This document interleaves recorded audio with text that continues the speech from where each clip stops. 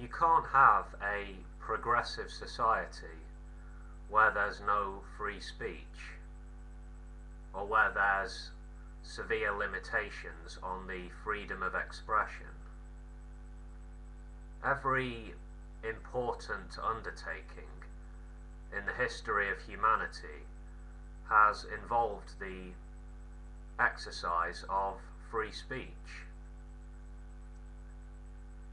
Free speech promotes self-actualization.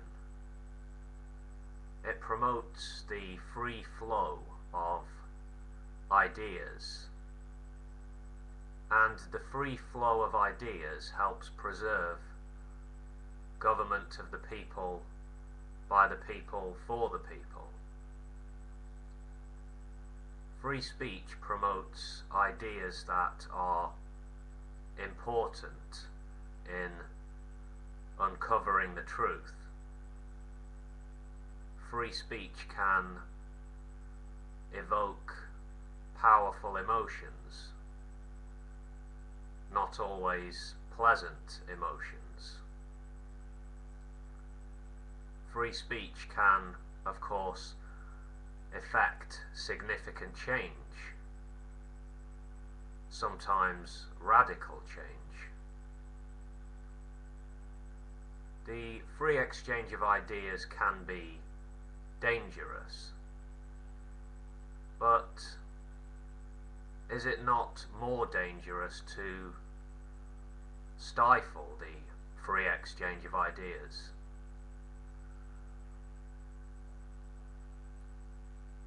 Could democracy actually exist without the right to free speech and the right to free inquiry? How could there be effective participation in decision-making processes without free speech and free access to information and ideas? Those who believe they have a right to silence people because they are offended or scared by the words that come out of their mouths are those who threaten what is, for me, the core freedom of democratic society. And those who want to shut others up are also a threat to human dignity. It's no secret.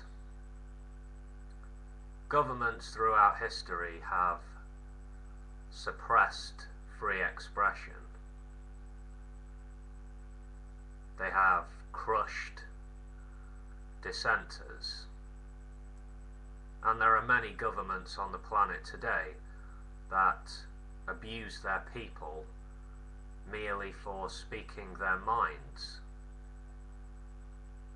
Those who go against the official position of the state or its president in some countries can find themselves the target of police thuggery.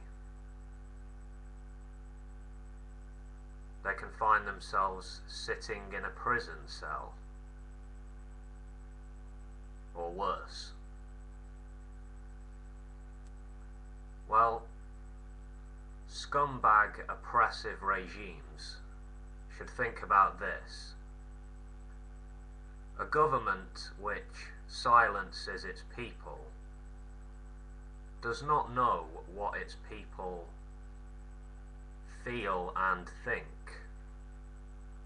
which puts it in a dangerous position. A government which denies its people free speech is destroying a well of potential creativity. And surely that's no way to run a country.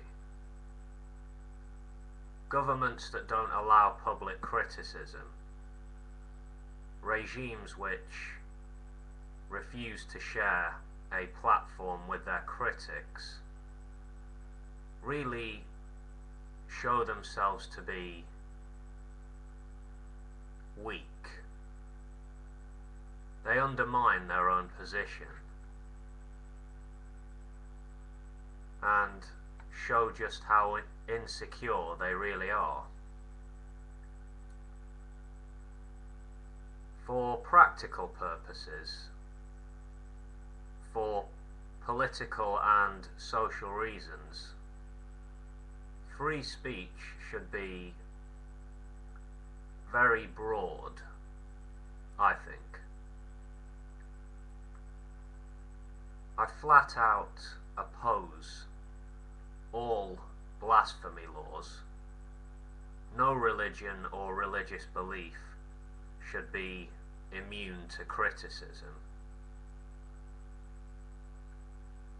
And if people want to express sexist, racist, homophobic, or any other kind of stupid opinion in public, they should be allowed to do so. I mean, don't get me wrong, I don't think people should be allowed to incite violence and hatred, but people should be entitled to air their views. I might not like what bigots say, but so what? You know, whether it's legal or not, courageous people are always going to speak their minds, as are stupid people.